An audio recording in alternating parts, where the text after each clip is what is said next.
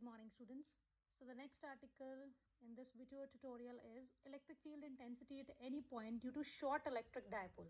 This is a general case in which you will be using your electric field intensity, result of electric field intensity at axial point as well as your equatorial point. So we'll start with the article. Here it is written, consider a short electric dipole AB having dipole moment P vector as shown in diagram. Let P is the point at a distance R from the center of the dipole.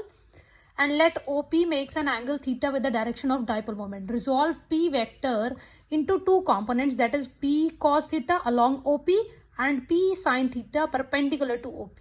So here we will be dividing our dipole moment into two fragments, or you can say two components. One will be your horizontal component and the other will be your horizontal and other is vertical component. So for here we will see the diagram first. Here suppose we are having an electric dipole here, and you very well know that the dipole moment is from negative to positive, so that's why P vector is along this direction.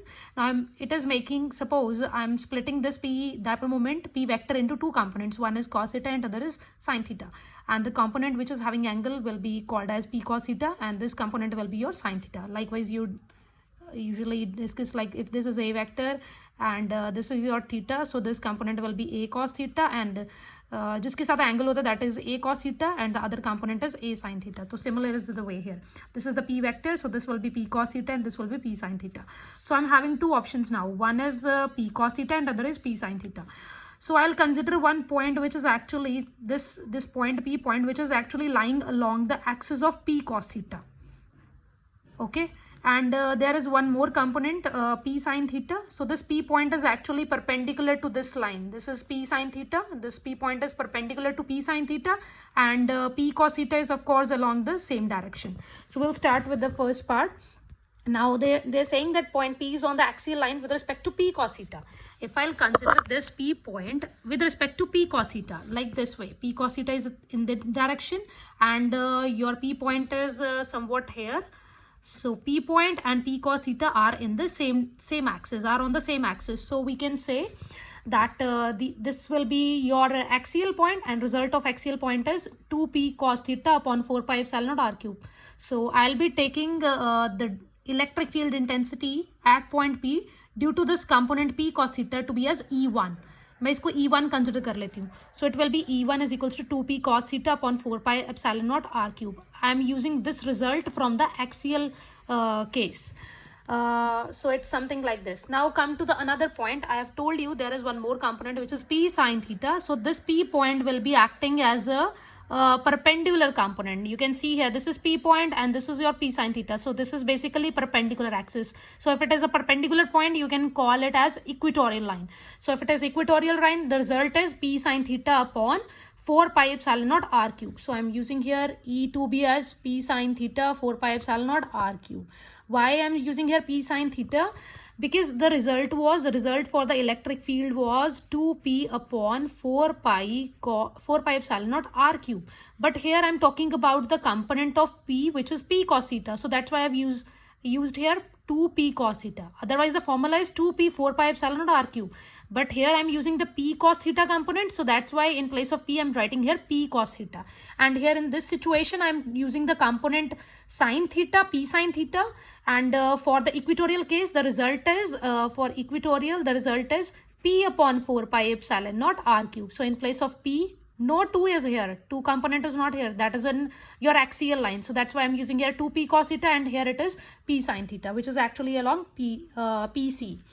Now we can see from the diagram that E1 and E2 are perpendicular to each other and they are inclined at an angle alpha, which we have supposed. So this is the resultant E vector. So again we can apply the parallelogram law, and we very well know that parallelogram law is P square plus Q square plus 2PQ cos theta, and if theta is 90 degree, cos 90 is 0. So here this component will cancel out and you are left with P square plus Q square, and your P is E1 and Q is E2. So your resultant electric field is E1 square plus E2 square. You are having the value for E1, you can substitute here. You are having the value of E2, you can substitute here. On opening, you will get here 2P cos theta square is 4P square cos square theta plus P square sin square theta upon this whole square. Now you can take out common P square. So P can be taken out and 4 pi epsilon naught r cube can be taken out. So we are left with under root 4 cos square theta plus sin square theta. and you can split this 4 cos square theta into 3 cos square theta plus cos square theta. So cos square theta plus sin square theta will become 1. So the final result will be p upon 4 pi epsilon naught r cube under the root of 3 cos square theta plus 1. Now we'll be calculating direction, as in grade 11th when we have solved parallelogram law, there we have calculated r and tan theta. So here we'll be calculating tan alpha. So tan alpha is the angle between your E1 and this resultant your E vector. So I'll be considering this triangle PED, in which this is E1 and this is E2 and this is alpha. So tan is P by B, so I'll be substituting FD by PD. FD is E2 and PD is E1. So E2 and E1 you can take it from here and substitute the value, and on cancellation you will be getting here 1 by 2 tan theta, because sin theta by cos theta will become tan theta, so it will be tan alpha is equals to half of tan theta.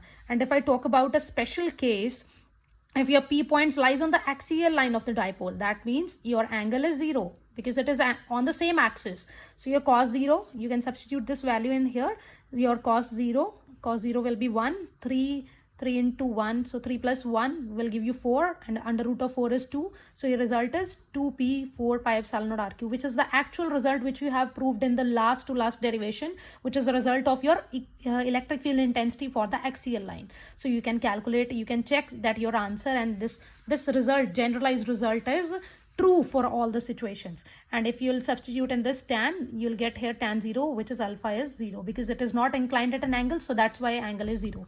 And for the second special case, if P point lies on the equatorial line, so angle will be of course 90 degrees. So if you'll substitute there in this equation you'll put 90, cos 90 will be 0, so you are left with only this result, P 4 pi epsilon naught r cube, which is actually the same result of your equatorial dipole. And if you'll calculate tan alpha, it will comes infinity, so it will be infinity only if your alpha is at 90 degree. Hopefully this article is clear. Thank you so much for watching video.